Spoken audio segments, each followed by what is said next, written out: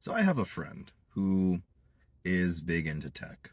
And on top of that, I've also seen enough history to know that, like, when you build a technology like this, you can't exactly put it back in the bottle. At least not in the big commercial sense. And I think that's like the big area where AI is really going to be a big issue, generative AI, I mean, specifically, is in the commercial world of art. I think it will never prevent you from doing personal art. It'll never prevent you really from doing community art.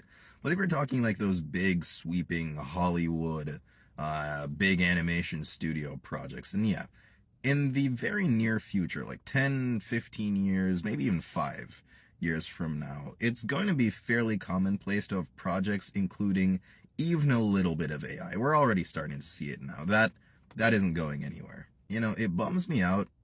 I think it really robs you of the beauty of a process of collaboration while not being too cost effective for what it's really doing, at least behind the scenes. I mean, it's so resource intensive to keep up AI servers, and you're just making to make just fucking slop art with them. But here's the thing. I can admit that I've seen AI pieces that have looked really good, and I think the average person, fully divorced from like the actual making art part of the art world, like the people who just consume it, have fairly similar opinions. Yeah, and so I can't sit here and be like, it's not devaluing the work of people who have put in the grind. It has. But I don't think under any circumstance could you ever classify it as real art. I think real art requires an element of human vulnerability. It requires a level of risk. And there are people who are going to come here and they're going to be like, well, there's creativity, there's risk involved in writing the prompt. And sure, there is a minuscule amount of risk involved in writing in writing prompt and then curating from like the 10 images that you get. And it's not equivalent. It's not equivalent to actually making the thing yourself.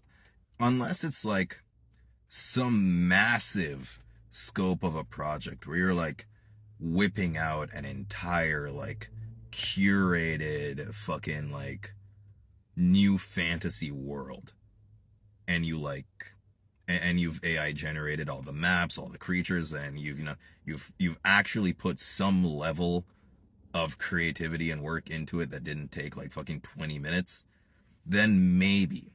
But even then, the concern becomes, what is the reference that you are pulling all of that from? Because you can say that humans do the same thing. You can say that humans take inspiration from other artists and use it to inform their own work. But there's almost always a spin on it. The ones who become really successful, they put a spin on it. Eventually, they copy for long enough and then they're able to make their own thing. AI just doesn't have that ability to make and like be its own thing, you know? At the very least, it doesn't have that yet, and it may not ever get there. It may not have it for a long time, but it is going to be plagiarized in some capacity. And even beyond that, even if you ignore the plagiarism aspect of it, there's still the energy associated costs. It's just kind of like a no-win scenario for pretty much every facet of it.